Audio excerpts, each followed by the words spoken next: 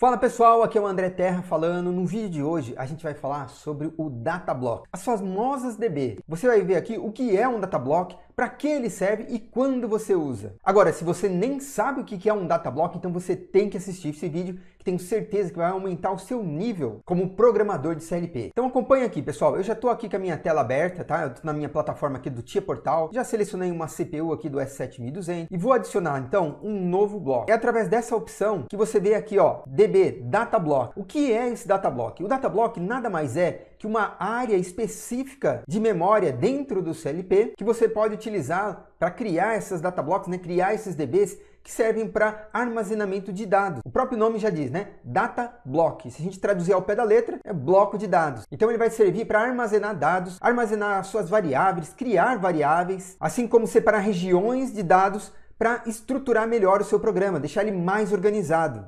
E uma facilidade muito interessante do Datablock, tá? É que tem alguns tipos de variáveis que você só consegue utilizar dentro do Datablock. Outra, bem exclusiva dela, é que é dentro de um Datablock, utilizando, né, uma DB, que você consegue deixar as suas variáveis que você criar lá dentro desse bloco de dados como retentiva. Tá? O que significa uma variável ser retentiva? A variável retentiva significa que ela vai armazenar dentro dela o último valor que foi colocado nela. E mesmo que você desligue o CLP, ela vai reter aquele valor. E aí quando você ligar novamente o CLP, a variável vai voltar com aquele último valor. Então acompanha aqui que eu vou te mostrar tudo isso. Então a gente clicou aqui em adicionar novo bloco, né? Add new block. A gente tem todas essas outras opções aqui, ó, B, FB, FC, né? Aqui a gente vai falar sobre o DB, tá? E eu falo bastante sobre todas essas outras aqui dentro do curso que nós temos de programação de CLP, tá? Um curso online bem direto que entra a fundo em todos esses blocos de função que você está vendo aqui. Vou deixar marcado como Datablock DB e vamos colocar aqui o nome de teste DB. Vai ser o nosso primeiro Datablock. Vou dar um OK. E agora essa tela que você está vendo aqui já é a tela do nosso Datablock. E aqui dentro eu posso criar as minhas variáveis. Por exemplo, vamos colocar aqui liga, ela vai ser do tipo booleana, posso ter desliga, enfim, você pode criar todas as suas variáveis. Falha, booleana também. Por exemplo, velocidade, aí essa daqui eu já vou querer que seja uma variável do tipo real, onde eu posso colocar valores com casa decimal, né? Vamos deixar um outro aqui, contador, por exemplo. Eu quero que seja uma variável inteira. E como eu comentei, ele permite a colocação, né, de outros tipos de variáveis que você não consegue fazer com as memórias. Como, por exemplo, vamos colocar aqui, descrição. Vou chamar de descrição e a variável vai ser do tipo string. Tá? String significa que ela aceita caracteres. Então vamos achar ela aqui. Olha só todos os tipos. Essa daqui também é muito interessante, DTL, data hora, onde você tem todos os parâmetros ali de uma variável formatada para data e hora. É aqui que você consegue utilizar aquele conceito de array, matriz, né, que eu já vou mostrar aqui para você. Agora, cadê a nossa string, né? Vamos achar a string aqui. Tá aqui, ó.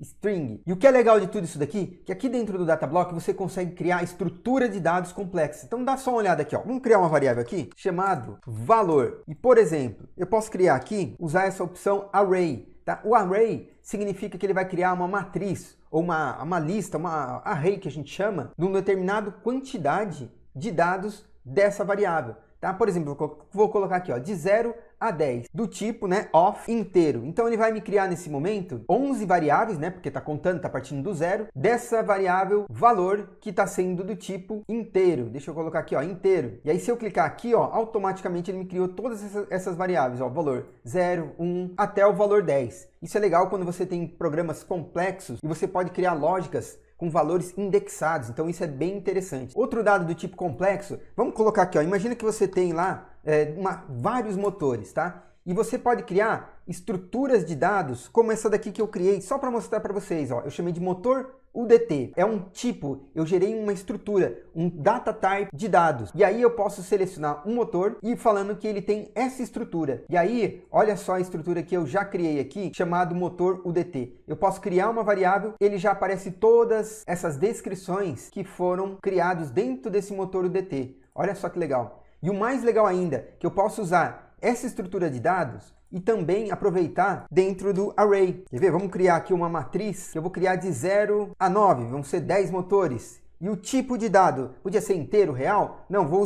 usar aquela estrutura que se chama motor UDT que eu criei. Agora, olha só que legal, deixa eu arrastar aqui para vocês verem como ficaram.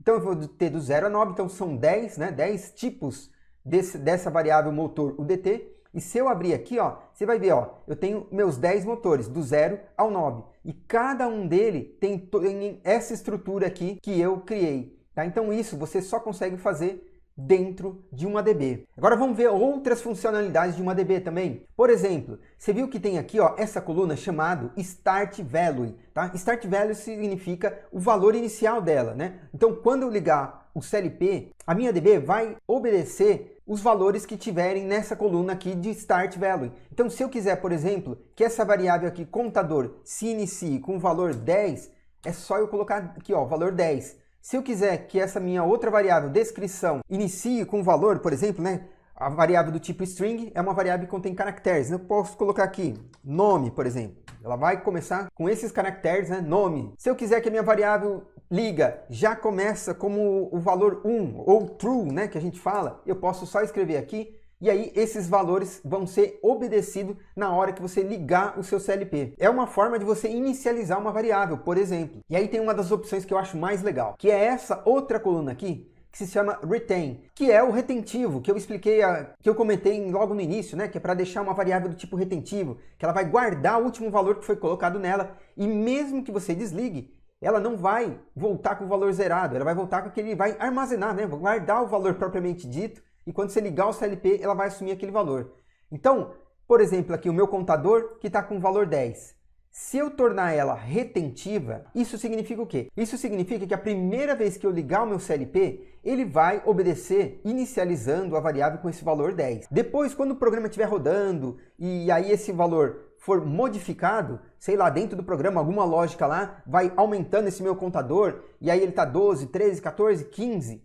e ele está selecionado agora como retentivo. Então, na hora que eu desligar meu CLP, ele vai armazenar o último valor, tá? Que seja o valor 15, por exemplo. E quando eu religar meu CLP, ele vai voltar com esse último valor 15 que estava armazenado dentro dessa variável. Tá? Ele já não vai mais utilizar esse valor aqui do Start Value. Então, quando eu utilizo essa coluna retentiva, eu utilizo quando eu quero armazenar um valor, quando eu quero guardar um valor. Por exemplo, imagina que eu tenho uma IHM, uma tela, e lá nessa IHM tem os campos, por exemplo, set point de temperatura, tá? E aí o operador vai digitar uma única vez esse set point, e toda vez que eu ligar o meu CLP, eu quero que ele já venha com aquele set point armazenado, tá? Então é uma forma de você guardar um valor. Um contador, por exemplo, quantas peças eu fiz durante o dia. E aí mesmo que eu desligue a máquina, desligue o CLP e religue ele, eu não quero que ele perca aquele valor daquele meu contador que estava contando peças. Tá? Então isso é uma forma de você utilizar essa coluna aqui retentiva para armazenar os seus dados. Show de bola, não é? Agora vamos ver na prática como que eu coloco essas variáveis, né, lá dentro das minhas lógicas ladder, como é que eu vou utilizar essas variáveis, né? Então dá só uma olhada como é muito simples. Vamos criar aqui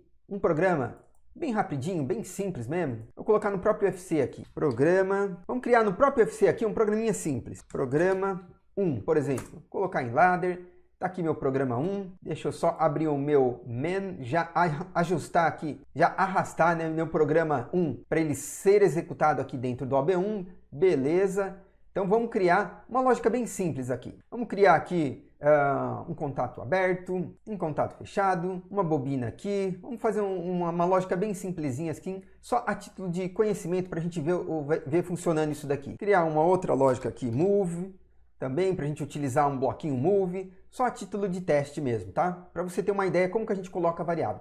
Então, existem duas formas para você fazer isso. Uma delas, você pode vir aqui nos blocos que você estiver usando, ou no campo que você estiver usando, e você pode clicar aqui e começar a digitar o nome da DB. Por exemplo, aqui, ó, lembra que aqui, ó, a minha DB chama test_db? Se eu começar digitando aqui, ó, test, ó, ele já aparece o nome da minha DB que chama test_db. E aí eu posso selecioná-la e ele dá todas as variáveis que eu posso utilizar nesse tipo de campo. Então, ele só aparece as minhas variáveis, no caso aqui, como eu estou usando um contato aberto, que tem que ser uma variável booleana, um bit, né? Ele só vai aparecer variáveis que são do tipo booleana. Desliga, falha, liga, né? E aí eu escolho aqui, liga. Qual que é a outra forma também que eu posso utilizar para colocar uma variável aqui? Eu posso ser dessa forma também, ó. Dividindo a minha tela em dois aqui, tá? Selecionando esse botãozinho aqui, ó, split, para você ter duas telas. E nesse outro lado aqui, eu abro a minha DB. Quer ver? Deixa eu abrir minha DB aqui. E aí, então, eu posso simplesmente, por exemplo, ó, selecionar a minha variável aqui, ó, desliga, e arrastar ela lá para dentro da posição em que eu vou colocá-la. É uma outra forma muito fácil de você fazer também. Vamos adicionar mais uma variável aqui, ó, adicionar, vou colocar aqui, motor 1, booleana, vamos arrastar ela para cá também. Da mesma forma, o move eu posso usar para as variáveis também. Por exemplo, ó, vou pegar aqui uma variável do tipo real, posso colocar minha variável real aqui e mover algum valor, sei lá, alguma outra lógica que você esteja criando, vou mover um valor direto para ela aqui. Tá? Poderia ser isso também. Então é dessa forma que eu utilizo as minhas variáveis dentro das minhas lógicas, dentro lá do Ladder. Então você viu como é simples, né? Como é fácil de você usar as variáveis, né, do Datablock. E é muito interessante essa parte dela ser retentiva, né? E simplesmente essa parte de inicialização de variável é muito legal também, né? Então eu utilizo as DBs dentro do meu programa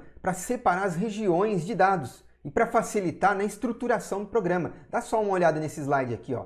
Eu costumo fazer de repente uma ADB para as variáveis que vão para IHM ou que de repente que vão para um supervisório, costumo deixar as DBs separadas. Posso ter uma DB de set points, aí eu deixo essa DB tudo com valores que forem retentivos, né? Quer dizer, se eu desligar meu CLP, esses valores ficam armazenados lá. Eu sei que é os valores que foram pré-setados pelo operador numa IHM, ou às vezes até no próprio programa, né? Posso utilizar também uma DB para fazer receitas, posso utilizar para mensagens de alarme, aí deixo todas as minhas mensagens separadas, uma DB só para isso. O que mais eu utilizo? Parâmetros de configuração de máquina, também costumo deixar dentro de uma DB, usando retentivo. Dados de processo, principalmente hoje, né, falando em indústria 4.0, e você armazenar dados, mandar esses dados para a nuvem, esse tipo de coisa. Eu uso uma DB para guardar esses dados também, posso fazer isso, tá? E comunicação, bastante. De repente eu tenho uma comunicação lá via Modbus RT1, onde os dados que eu estiver comunicando com os equipamentos, eu guardo dentro de uma DB, né? Ou via Profinet, Profibus DP, eu posso utilizar essas DB para armazenar esses dados de comunicação com os equipamentos. É mais ou menos essa a ideia, pegou? Então é isso, pessoal. Isso daqui que eu queria passar, uma ideia mais ou menos sobre o Datablock, tá? Tem muita informação e outras coisas que dá para você fazer com ele também, tá? Que eu falo com bastante detalhe dentro do curso que nós temos lá de programação de CLP. Mas como aqui a ideia é só dar uma pincelada para você saber, ter uma ideia do que é o Datablock, ficar presente para a existência dele, né? Eu vou deixar um link aqui para você participar do nosso curso Aprenda a Programar CLP do zero ao avançado, tá? Curso online, bem direto, onde eu abordo os principais conceitos de programação de CLP utilizando a plataforma da Siemens, o TIA Portal. Agora conta para mim, você já conhecia o Datablock? Você sabia já o que era uma DB? Você já utilizou no seu programa um Datablock ou uma DB? Escreve nos comentários que eu quero saber se você já usou, já conhecia, o que você achou desse vídeo. Então, muito obrigado e até o nosso próximo vídeo. Valeu!